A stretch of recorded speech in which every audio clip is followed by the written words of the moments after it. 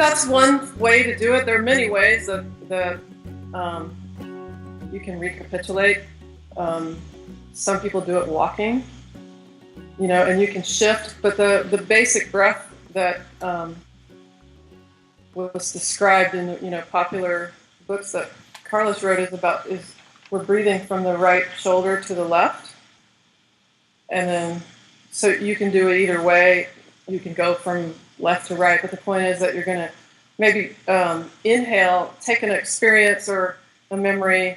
I could take, for example, I'm at a meeting and I think I need to correct somebody, or I'm going to interrupt them because that genius's role is trying to reassert itself. So I'm going to interrupt, cut to the chase, and let them know, no. There's a much simpler way, except that causes a jarring thing for most people and doesn't really work. And so then I might get like, I did it again, and not, or wow, he really should let me finish.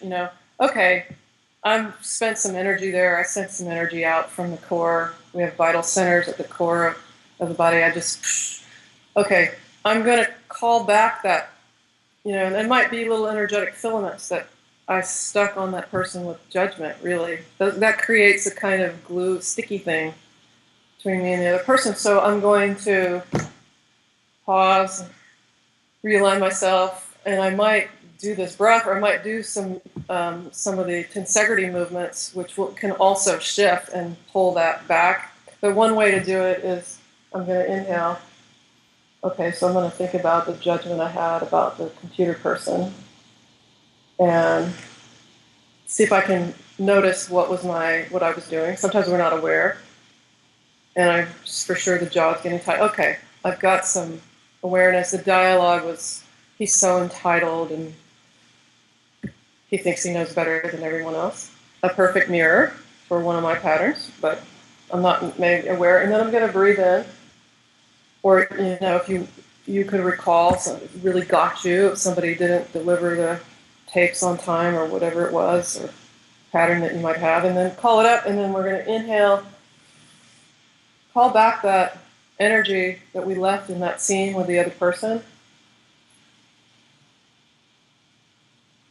and exhale anything that we might have taken on. Maybe they sent something back to us that we really don't need. It's not about, hey, take this back, but it's just kind of cleaning up. It's like, okay, I borrowed this book from you, you have my vase, I'm going to give that, we're going to clean, and I'm going to deal with what's mine, and I'll let you deal with what's yours, so I'm not entangled in this unproductive way. Inhale, and then exhale, and maybe I'll do that a few times until I feel it's clear and I'm not so involved. You can do a sequence of tensegrity movements, and you also feel a similar clarity. You could play that scene another way to recapitulate, to review, get somebody, talk about it as a witness or a friend, and play that scene out and play yourself and ask them to play the other person that was driving you nuts. And maybe if you could have 2 or 3 people who play it out. And then do some breathing, exhale, do a tensegrity breath. Then you could, if you really want to go into theater of infinity, you look at, well, what do I see now that I didn't see 5 minutes ago about this scene? And okay, what would I like to do differently? And another option you have is play the other part. So I would play the computer guy, and I would ask somebody to play me, and I'd give them cues on how to play me, and that's going to give me some more information almost every time. I get to see from a maybe more external view what I'm embodying in that scene, what I brought, And then I could even shift back and, okay, now with all that awareness, how would I play this now? And it's a theater of the magical passes, these positions that come from dreaming, because those are positions of well-being. So when I evolve that scene, ultimately, hopefully, I'll be able to play my role instead of with these kind of positions, the fear-based. I can play it with a more heart-based or centered-based positions. So that would also be not doing, I imagine. It definitely ties to not doing. Carlos ultimately said not doing is, if we look at what it really is at its core, if we go to the energetic level, it's interrupting the usual flow of our energy. So it's definitely breaking. We're not going to play that same role. Right. So it's totally a not doing. It's like looking at something that it's definitely going to change the way our energy moves. You're into tensegrity. You want to help shape human awareness and help us evolve. What's your abstract purpose?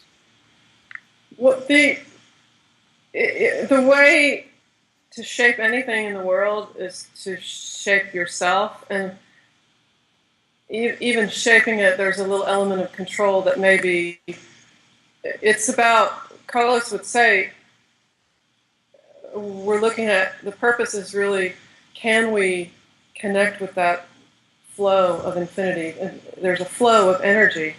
Energy flows in the universe.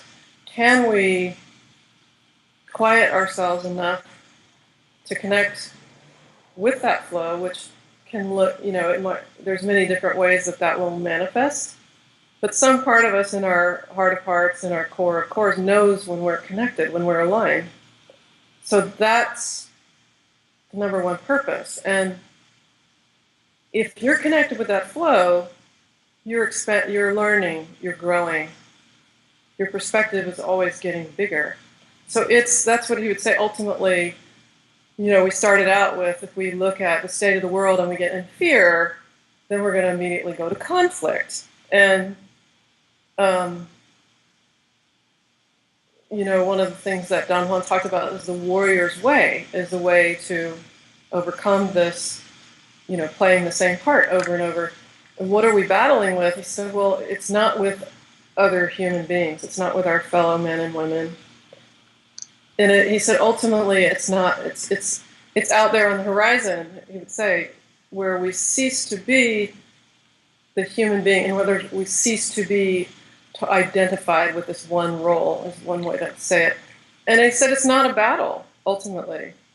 It's an acquiescence, but it's acquiescing to that bigger flow, where you really, I really come into the room and I really want to get a point across in class, and if I see everybody's maybe not responding to that, that's not where they are, I have a choice. I could keep hammering it, or I could shift and find something that's going to be resonant and where they are, that they can receive.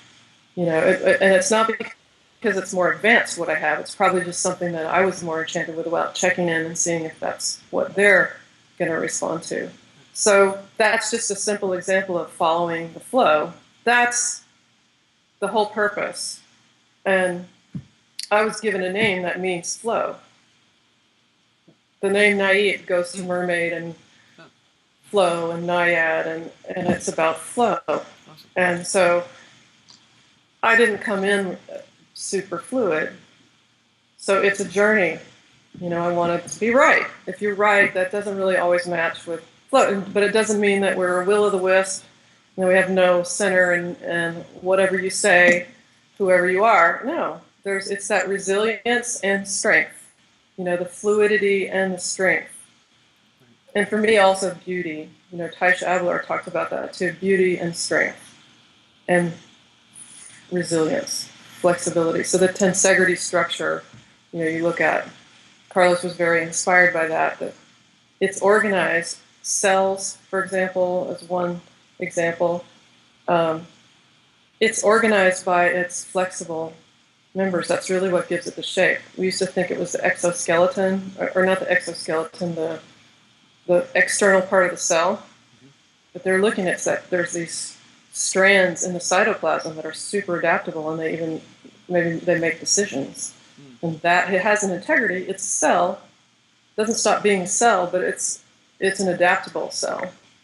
So for me, it's about following that flow, and ultimately, that's a joy when I'm aligned with that flow. It might not always be convenient. For sure, a lot of times it's not. But there's something, there's a joy, there's being on purpose, there's seeing, that it's the light shining in my eyes and whoever I'm dealing with. And I know, okay, there's some alignment. Or, hey, the light's shining in me and it's not for them, but I'm not going to get completely unglued by that. I'm going to find a way to respond. That's, and one of the vehicles for me is music. Carlos encouraged us to follow whatever follow your passion, follow what brings you joy, follow what helps you find that alignment. So I played flute. I started out as a music student in school, and I would get bogged down by the competition aspect of it, and ultimately abandoned it for a while. And he's like, well, why don't you play for a different purpose? And I meet many musicians now who have that story. It's like, I'm playing to get, number one prize, or make somebody else, impress my teacher or whatever, or my parents, or be whatever it is. And it's like, over time I got to discover there's so many different purposes to music. Music can be a really direct channel, so to speak, a direct way to bring in that connection with the infinite, because I get to bypass, we all get to, you get to bypass language. Our nervous systems love rhythm. We get aligned, we kind of all agree, and we can really harmonize with each other. If I'm playing an instrument, I have to listen and at the same time to play with the other musicians. It becomes really clear. So that's a vehicle for me too. So that's one of the things that I'm here to share. Yeah, I started out as a musician as well, and one of I the suspected that with the song that's project. right, yeah, of course. And one of the people that I read when I was younger was G.I. Gurdjieff. Do you know who Gurdjieff is? Yeah.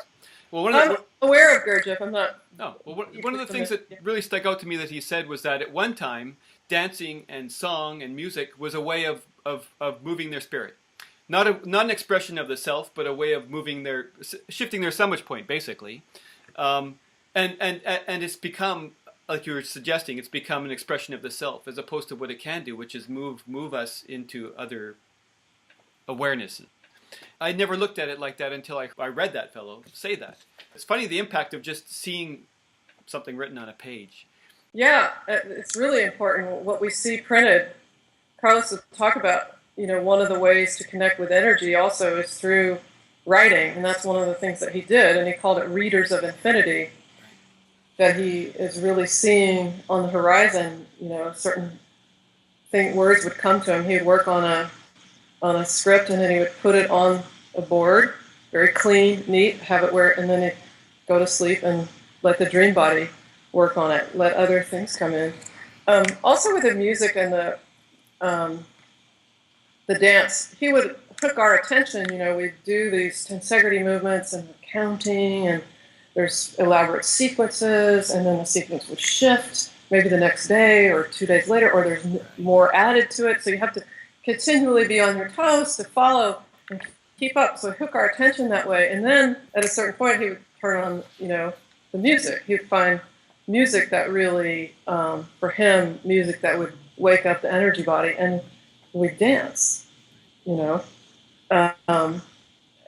and that's so joyful when you're dancing with and you have the shared intent to wake up the spirit. I totally agree. I think that's in our DNA. That's in our ancestral heritage. That's really, don't you think that's where music and dance really comes from? Yeah, for sure. Yeah. So what did Carlos think of modern times? I mean, you mentioned that he said it's quarter to midnight, 5 to midnight. What was midnight? What did midnight signify for Carlos? That's a great question.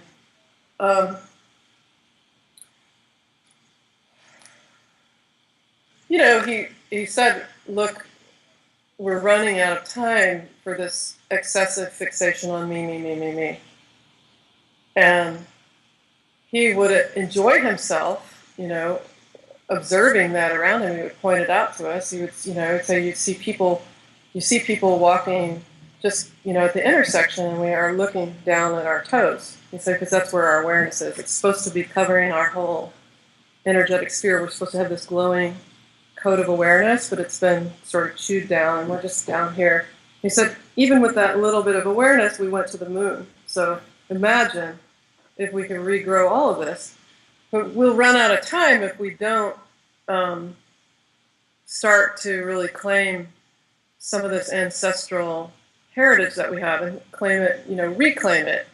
We've taken a journey as human beings, and he would say that's what Don Juan said. Shamanism, is connecting those visible and invisible realms is a journey of return. So you had that question earlier about do we have to go into struggle and suffering? I don't know, but it looks like we did in the past. It's a journey of return, and so we take a journey. We've taken maybe a journey in humanity of disconnection. We have taken that journey of, we want to go down in and get more oil, more energy reserves by drilling deep in the earth and messing up the whole, geology there and the energy. That's disconnected, and so he's like for him it's gone to his extreme, and we have a choice, and that choice isn't so much about convincing other people. It's about each individual making their own decision. Which way do you want to go? And really, one individual, one individual, if we look at awareness as an environment, he said awareness is an environment. If one individual expands their awareness, that opportunity is now there for everyone. And that for him is another energetic fact, that facts derive from seeing energy directly as it flows. And it might not be visual, you might feel it or sense it, but perceiving that directly. So we have a chance to do that, each one individually. But he would say, take all the time in the world, but hurry. Right. Also. Not helter-skelter hurry, but, it's time. We have all the tools. We really do. We have so much information available to us. We do have a growing consensus of people. This project reflects that. People who are waking up, and we wake up maybe in stages. Some of us might do it in the blink of an eye. Others, most of us, I think it's stages. So what did he see as the end? Did he ever talk about an end goal for humanity? Obviously, in a smaller context, the Warriors Party combined their awareness to achieve something together. Mm-hmm. It seems to me that you're into community. You're into the concept of a mass consensus. Mm-hmm. But obviously, there's like 6 billion people on the planet, and 6 billion people aren't going to wake up. Unless something magical can happen to us, regardless of what we're doing. Do you see that there is something happening that doesn't necessarily include the whole? In other words, can things be turned around in this awareness on this world, or is there something that is being worked on from a group of people to shift their awareness as Don Juan did with their party? Does that make sense to you? What I'm asking? Sorry. Go ahead. These are extraordinary times. And it's not a coincidence that Carlos brought these books out in the last 30 years. Mm-hmm. And he's influenced people that you see, just even The Matrix, for me, is an obvious influence of Don Juan. I'm sure you're aware of the movie. It's mm-hmm. totally his world explained in a nice Hollywood cool film. And a lot of people use that who would never ever read those books or even believe anything that they're saying, but they understand the concept of what that is saying. The thing, the Matrix, there would be one place where a key difference, which would be the Matrix is focused on the one. There's somebody who is the one. Right. That model is really, if you ask me, it's obsolete. Right. And that's why Don Juan would say the lineage ended with, with Carlos. Right. In their time, what was available was this secretive tradition. It wasn't practical or possible for them to open it out. And so, Don Juan left with a party of seers. Hey, in our time, the word is out. So if we're really looking at a path with heart, is that a path with heart? Freedom for me and the hell with you. I don't think so. I don't feel that way. There's such an opportunity for us together. Does that mean that we all 7 billion people or however many it is right now have to agree? I don't think so either. But he would talk a lot about critical mass, and that's something that we're focused on. If you can create an agreement, again, and that's the interesting thing. The individual really counts, and I think our communities really count. If we start really functioning in local communities, whatever local is to us, because local, it might be geographically local, or it might be some interest that you have that you share with other people online, and there's online events and things like that. But in the communities that you're a part of, if you're really starting to really act as a community, and that's each individual's choice, hey, I'm going to listen to the collective intelligence, and I'm going to really see the possibilities in each person in the room rather than starting to rank them by hierarchy of who's cool and who isn't and who's going to serve me, but really see what are the possibilities, see their best, see their gifts, see where they light up, and start to work with that. Or if there's somebody else, around you who's really has that ability to see it, to observe and learn from them, and really, that's community. That's really where we came from. We didn't come from this isolation and disconnection, loneliness. Our heritage, and that's what shamanism really was at the root. It's to serve the community. And a community that's really working, the individuals in the community are also nourished and fed, but there's a greater intelligence in that community. If we have communities like that, that also is going to wake up the consciousness of the greater planet. Does that mean if every single person doesn't agree that we're all in trouble? I don't know. I don't think so. I think it's critical mass, and I think that I feel that if you can really work effectively from your own alignment, from that joy, and share that with others, you can do so many things. And that's what Carlos, if we're looking at the end goal, there is no end in a sense, but it's to live these possibilities that we have. I mean, we're capable. Don Juan would talk about our instruments, our technological instruments are really just extensions, and they're pale comparisons to our own actual natural organic perceptual abilities. Why not access those while we're here in this amazing experience on this planet and share this? There's, like he would say, that possibilities they really don't have an end. They're infinite. So why not, sustainable energy, one beautiful dream, food for everybody that they can grow locally and be really nourished by, and we could keep going. There's no end to the possibilities. What if we don't have to solve things through conflict? We could solve through listening, through some other means. But that takes that takes an evolved person. I mean, it obviously doesn't come naturally to us. It seems that that's something that has to be learned. No. I'm not really of the nature of the school that the human is inherently, wants to clobber the other human. Maybe I'm wrong.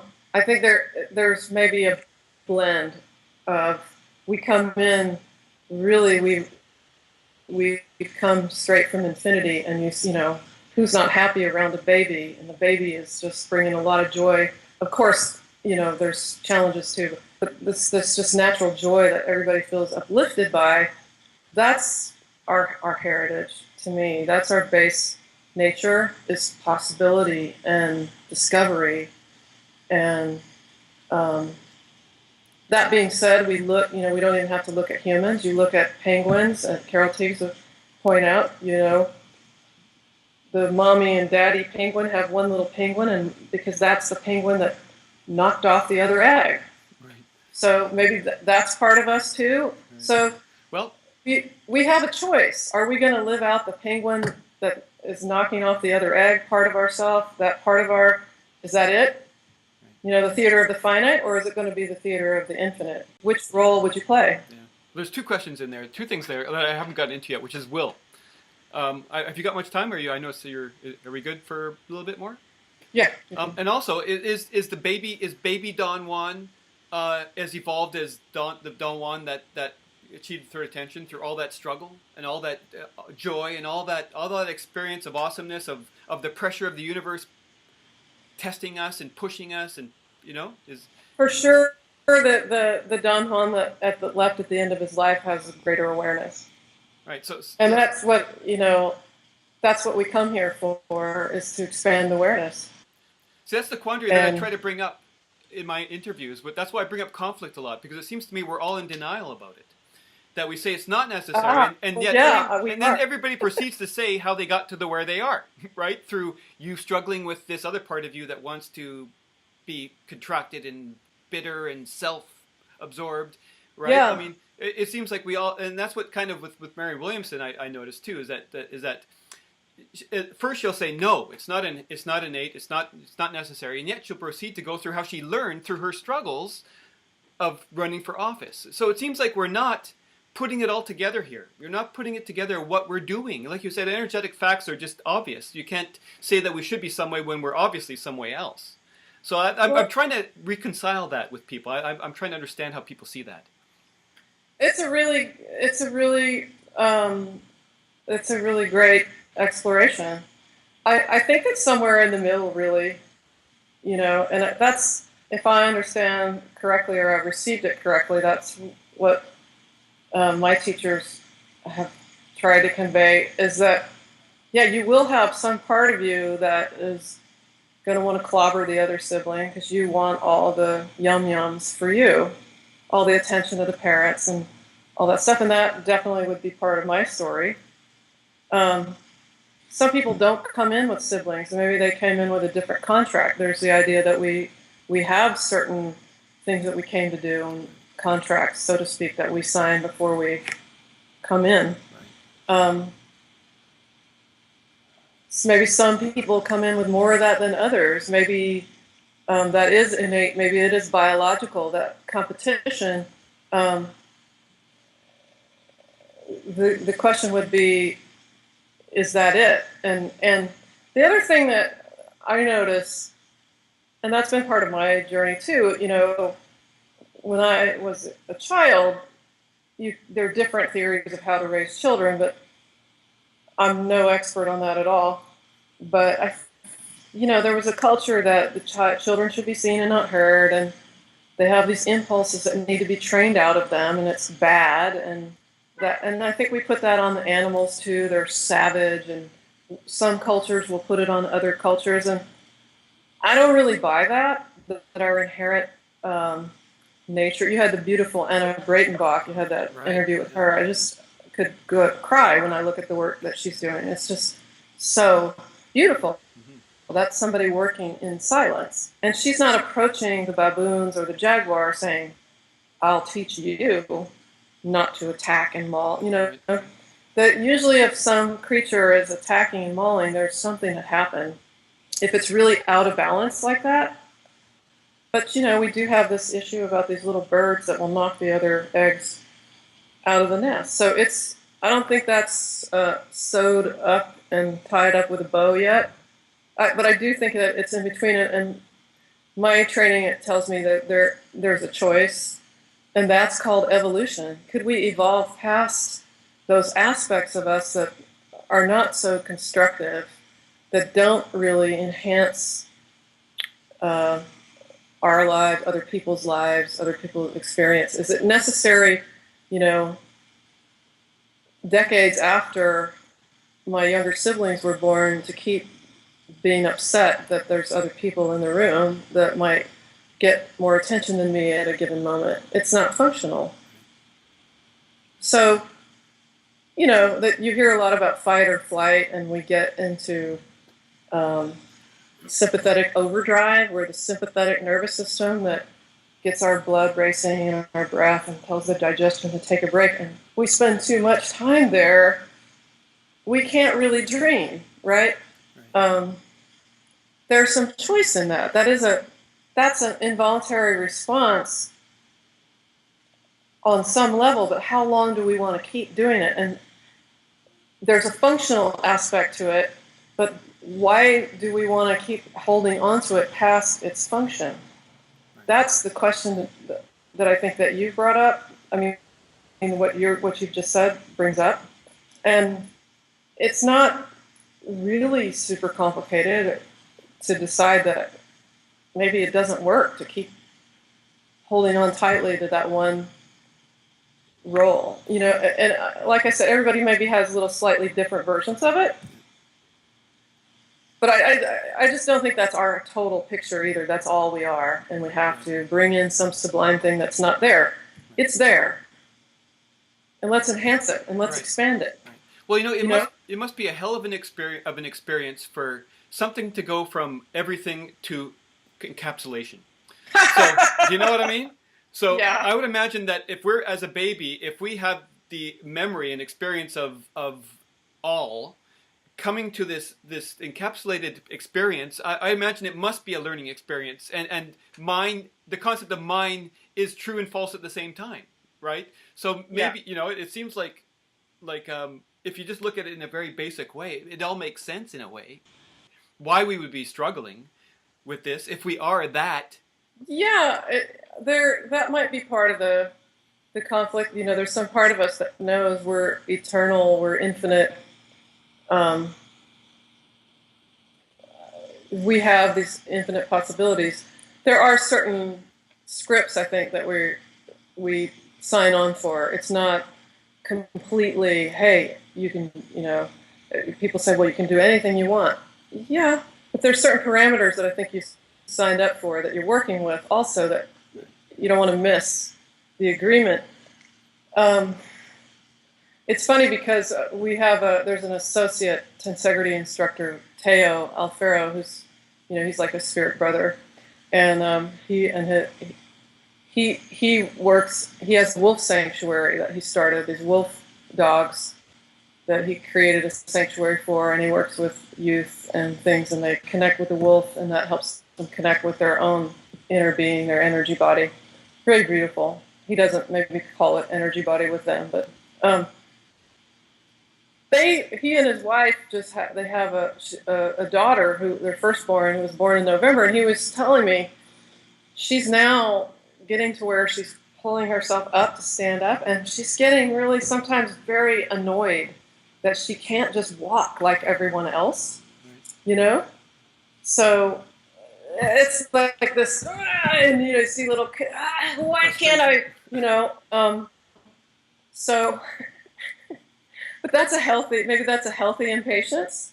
That's a healthy impatience to grow, to bring in some new skills and abilities, But you'd have to call that conflict. Next. Right? That would still be considered conflict, wouldn't you call it? It's conflict, and that's maybe a healthy struggle, isn't it? Right. A healthy effort that she's making. But, there might be places where it really is a big effort, and it might be what we call struggle. So could we eliminate the places where it's the mind is creating the struggle? Okay, because there will be challenges. Definitely, we all face challenges that maybe I don't think I'm the only one where it comes and you're like, are you kidding? Really? And I've been very lucky. I mean, there's people that face things that, the strength of a human being is just incredible. My parents are the ones that, for example, my mother, Carlos, would say, I thought that I struggled, and he'd be like, I had basically upper middle class life, and my biggest pain was that my sister was cuter than me in my mind, or what, and I don't mean to trivialize. Right. Yeah. That's something to deal with, but my parents come from a generation, they were born at the end of the Depression. There's some things that they, especially one of them, had to face, that she had to choose every day to to really look at what her possibilities were, rather than blame the people around her for what they tried to put on her, what the ways they tried to limit her, things that they would tell her that she was capable of or not, and things that are much more in your face than that, and abusive, and you see people that deal with things that are absolutely just incredible, and they come out strong, creative, constructive people, and you'll see people that don't have that much struggle and they don't do that much. And at the same time, you'll see all the variety. So is there one way?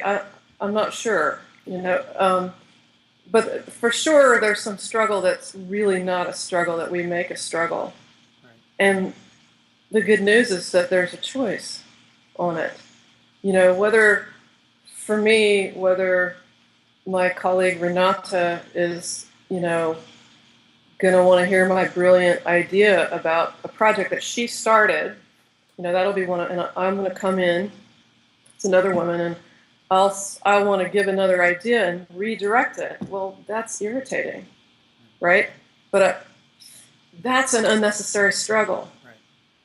Because I could play another part, and it really is a lot more fun if I play another part and go, oh, that's so, and really try to understand what she's doing, really listen. Okay, how can I support? Where can I connect with that? What can I bring to that where I really can interface constructively? Where can I overlap with that in a helpful way, rather than you're taking my spot? Back to the egg, pushing the egg out. Right. So it's also a challenge for Renata then, if you just be honest and present her with that option of taking it personally or not, I suppose. Isn't that the dynamics between all people? That we struggle with maintaining. This is what I struggle with my people in my life. Not struggle. It's not a struggle, actually. This is the agreement that I have with the people in my life, is that we try to speak as honestly as possible and let the other person deal with that challenge, as opposed to me having to adjust my expression so that their self-importance won't be tweaked. Do you know what I'm saying? Yeah, I mean, I do know what you're saying, and that's, I can't really say whether that's good or bad for other people. I can just say for myself, that's something that that was my aegis for a while. Right. It's like, I'm just being honest, and why can't they? And for me, there's a rigidity to that ultimately. And it's not about being dishonest. It's about shifting our orientation. That's different. It's about inhabiting another part of myself that maybe has been over there waiting for something to light it up. And that's the journey of awareness. So I'm not really traveling anywhere if my whole thing is, that's your self-importance, and you just go deal with it. Sometimes, there are times where if it's a life-threatening situation and you need to move somebody out of the way, or, there are extreme circumstances where you just, hey, look, lump it, I got to go, or I got to do this. Right. But that's, again, it's unnecessary struggle on a day-to-day basis. Hey, that's their job. I'm not the self-appointed teacher of everybody else, really. It's my job. What can I do to create the harmony, especially to create harmony, especially if that's one of my issues, is I want to be heard. Guess this Carol Tiggs would say, guess what that means you're going to be doing? Right. And I'd be probably listening a lot. Right. Got it. You can't really understand what you're not. How can you be heard if you can't hear? You're almost working on empty in a way. Not empty, but you're working from only part of your intelligence there, and from part of the greater intelligence. There's all this intelligence around us, beyond the human, all this consciousness. If you keep wanting them to, okay, tree, lump it. This landscape will look a lot better without you, and besides, I always wanted, a flat yard. Hey, that tree's been there for a long time. So maybe there's a way for us to adjust, and everybody gets to kind of everybody gets to share their best together in a different way. Does that make sense? It does, for sure. Yep. Yeah. So let me go to my final thing here. Not the I love singing the yet. question. Not the singing yet, but the last question I usually ask. I forgot about the singing. Usually what I ask everybody is if you could speak to humanity, what would you say? If I could speak to humanity, I would say be willing to consider that what may agitate you can also teach you, that experience can be a mirror for what your expectations are. And I would share that that's been my experience so far, so good. That we can have a sense of humor about it all as well. That if you're seeing something outside of yourself that bothers you, then what is inside of you that you can shift? Because we can't always shift the external, but we can do a lot with the internal. And it's really about allowing ourselves to play more parts in that theater of infinity that we can do every day. Yeah. And exhale. Please remember to exhale so that some new inspiration can come in.